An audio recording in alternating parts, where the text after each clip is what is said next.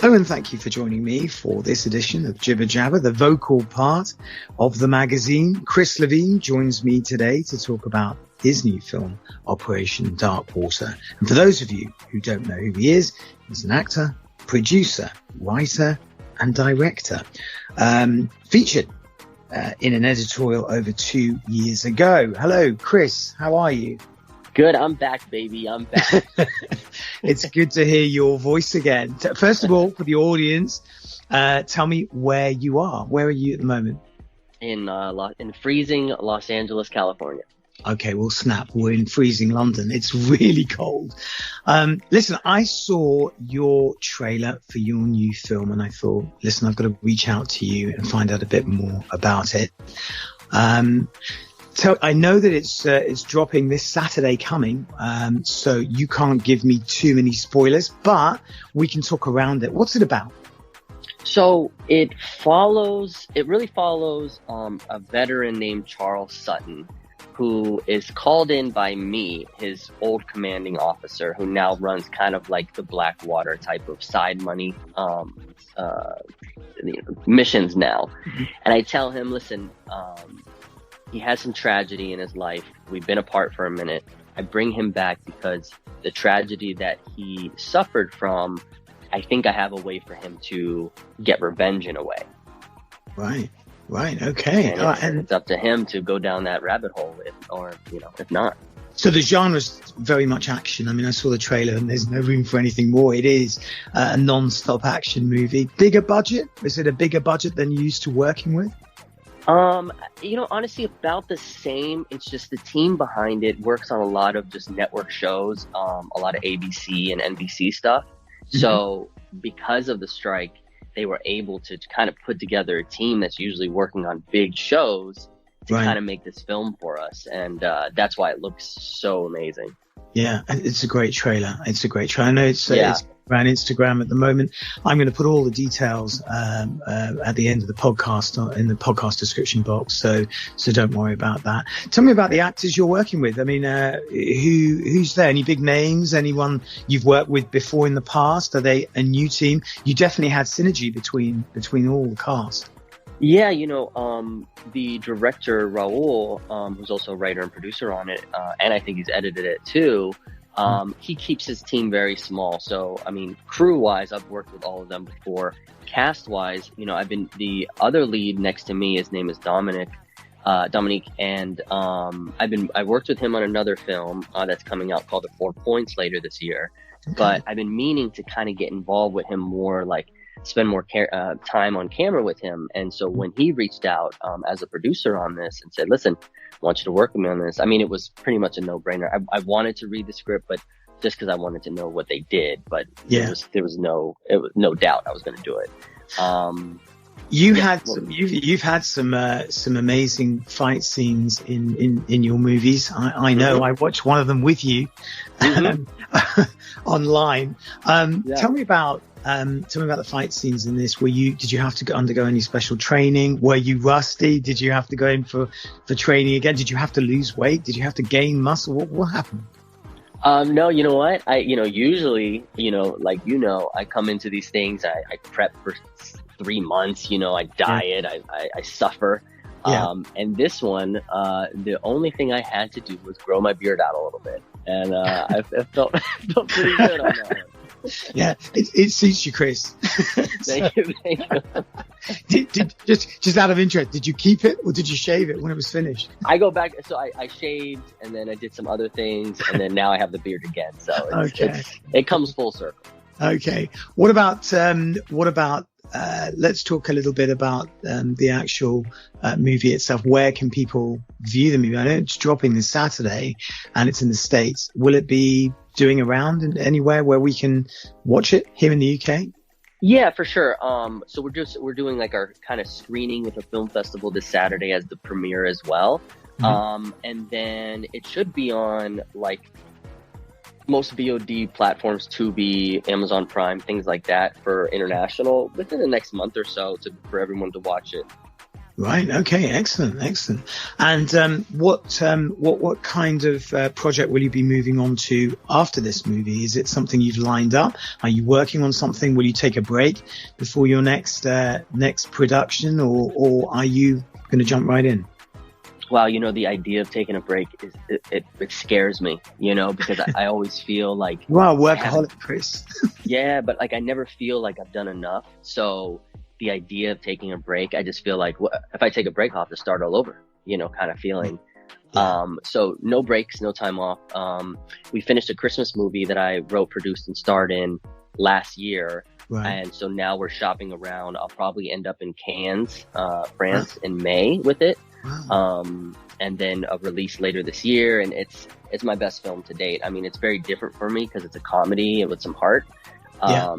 Most people see me in these dramas or actions and things like that, but it's funny. I was just about to ask you that question because the genres, you haven't been typecast. You're able to move around the genres. And I mean, what is your favorite genre? Do you have a favorite? Do you like being versatile? Do you like being able to move around different genres, or you prefer a certain genre?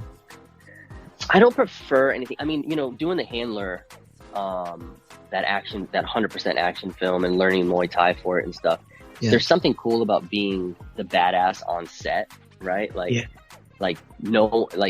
in the movie world, nobody's going to hurt me, in that sense. Yeah. So there's something cool about that, but, being on this Christmas comedy, God, it was so nice to just like not have to get hurt, not have to get beat up, and just kind of relax and have some fun and really be myself. Because when I saw you in The Handler, I thought, I just wanted to, I know this guy, I know him. Yeah. You were like a super action, I don't know, Bruce Willis type guy, Yeah. But a real badass, so. Real badass, and not in real life, but definitely in the movie. Yeah, but I imagine you've had your fair share of injuries. I mean, what, for the audience who do know who you are, what kind of injuries have you sustained or had to overcome in your career? Yeah, I mean, I've definitely sprained a lot of things. I've definitely got the wind knocked out of me. I was in concussion protocol once for being dropped on my head on a wood floor. And yeah, I mean, scratches and bruises and things like that. I think the worst thing that it didn't happen, but it could have, is when we were playing with, like sugar glass, it's supposed to like break when you hit it. Yeah. And the guy doing it wasn't very trained with it and hit me upside the head with it like he was supposed to, but it was so close to my eye that maybe an inch over, and it would have been really bad for me. So I bet you doing a comedy was a really good thing.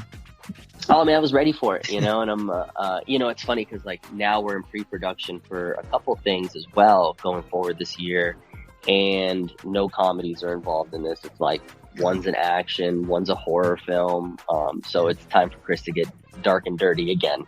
I wanted to ask you about the film festivals that you will be attending. Will there be footage of it on Instagram? How can people view it? People who want to follow your story, where will they be able to see things that are happening behind the scenes at the film festivals? Where can they view it? Yeah, I mean, I'm mainly on Instagram, but I do post on Twitter and Facebook too. So I'll probably do like Instagram Live or something like that, or YouTube Live even, for the festivals, just so people can kind of see behind the scenes of what it looks like from my perspective. Which probably looks amazing. Yeah. Okay. Look, you've worked in all different sort of parts of the movie making process. You've been in the acting, in the director's chair, producing. Would you say that it's all balanced, or would you say you're leaning towards making movies? I know that you're definitely very active behind the screen and in front of it. So are you heading that way? I don't really know yet. I do enjoy just being a part of everything, every aspect of it. But it's a good question. I think, thank you. Yeah. I think majority is probably acting, I would say.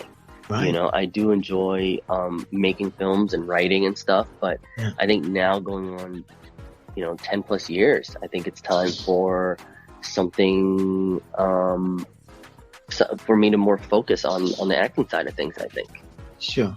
Yeah. Okay, that's okay. Well, what about the process of making movies? I know that when we last spoke, we talked a little bit about making movies and how finance is raised and how people can write off their taxes. I still remember talking to you about this. Have things changed in the movie making process? I mean, post, let's say the strikes. I mean, have they changed? Are doors opening? Are people networking more? Are there other avenues to pursue? How can people, what is it like if I was to ask you for a snapshot now? Is it just as hard or is it easier? It's just as hard.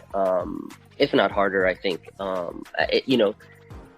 The holidays are just winding down, so things are just starting to casting and things like that. But I feel like because there was so much time off that everybody's hungry again. People are hungrier than they've ever been. So that just means competition is at an all-time high. Okay, interesting. Yeah. Okay, and are you coming to London anytime soon? I do. We've talked about it. I have family in Grimsby and Cleethorpes, and they're always hitting me up. When are you going to come visit? Blah blah blah. So I don't know if it'll be this year. I asked you that question. It was at least and you said I'm coming. I'm trying, man. I'm trying. It's tough to fit. Your day-to-day life here in LA, and then when you go into these festivals, these markets, Berlin and Cannes and stuff like that, it kind of takes up a lot of resources to do that. But I turned 40 this year, so the plan is to go to Tokyo, Japan, and celebrate. Nice. Okay. Yeah. I can't believe I didn't know you were going to turn 40. That's pretty amazing. You look great. You look like you're 30. Trying to stay young, man. The key to it is staying in shape. I think when you start putting on that weight, it really makes you look like a lot older than what you really are. Yeah, I think you're right. Yeah. Well, okay. Well, what about you're going to plug this movie, I know, because that's the purpose of this. I really want to get the mass out there and let them know that the movie's coming out this Saturday. Do you want to drop any names involved in the movie scene and people behind the scenes that maybe you want to give a mention to? Is there anyone out there that you would like to name drop? I mean, yeah, of course. I mean, the director, producer, writer extraordinaire, Raul Perez, he's brought me on to 2 other projects already and this one. And, he's already thinking of writing a script for me in mind. And so I appreciate the love there. I think he's got a vision. I think he's a very talented dude. My co-star in the film, Dominique, and a new co-star, her name is Chris, not to be confused with me. She brought the heat. I've never met her before. She was just casted online blindly for the film and came in and brought this great performance with, a tearful, truthfulness to her that I really enjoyed. And everybody else. I mean, you can't make a movie that's great without having a great cast and crew, and everybody brought their weight to it, and I'm appreciative of it. So I know normally I ask you this question whenever I meet you. I ask you this question: what did you take from the movie? And I know I asked you that question about anabolic. What kind of thing did you take from this experience for this movie? It's crazy because something like Anabolic Life, I mean, that was so life-changing, so many things, so many parts involved that I was involved with. So obviously that's going to be more impactful and I'm going to get more out of it.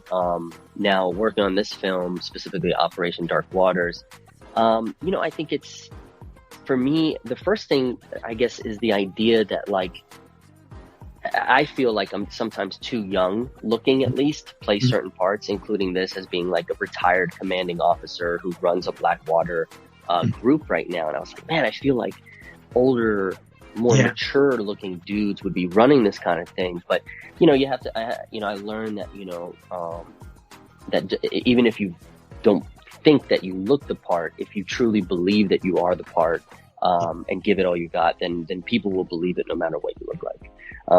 So that was a good learning lesson for me on this one specifically. And And I mean, has there been any kind of like like, for example, Anabolic? Do you ever think to yourself, I should go back and make a sequel? I mean, a lot of actors do.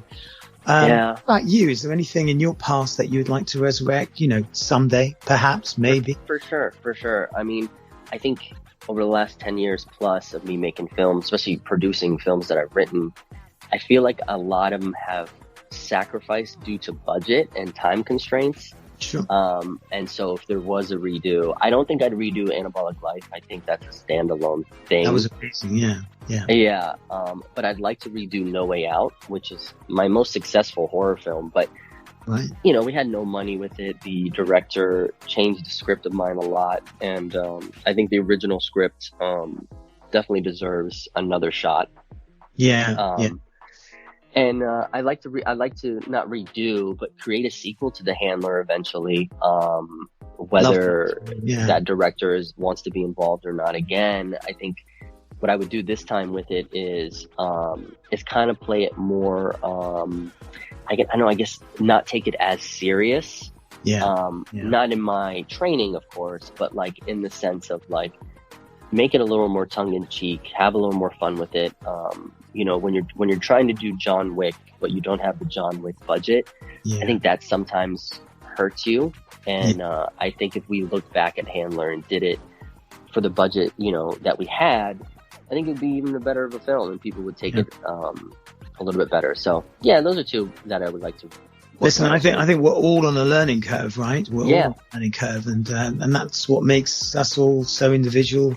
Unique, we're on a journey, so myself included. I think I too, after doing so many podcasts, have sort of not taken it as, so seriously. I'm having fun with it, really am, So I wanted to tell the audience as well that, I hope to have you back on the show at some point, maybe whenever you get involved with your next project. The audience are connecting with your story. Don't forget, if you are tuning in, that Chris has an editorial with us, details of which I'll place in the podcast description box. I know, Chris, that you're a busy guy, so I'm going to let you go. All right. But yeah, I'd love to have you back on the show. We are now on Jibba Jabba, which is a radio station for the Networking magazine. And I'll be screening this at a regular time so people in the States can tune in. That was the purpose of it, really. So as we get more worldwide, people can have more access to the podcast. So it'll be on a playlist. Amazing, man. And just so you know, man, I'm such a fan. I think you're in a different industry per se than I am, but I mean, you grind harder than anyone I know. You're a professional. You're lovely to talk to. You have the best British accent. Thank you so much. And man, I see you out there and you're pushing for independent artists to be successful, and anybody who can help independent artists, supports them. To me is always a winner, and hopefully, I can continue to give back to you and your brand as we both climb the ladder. Yeah, thank you so much. I want to climb the ladder with you, so thank you so much. Yeah.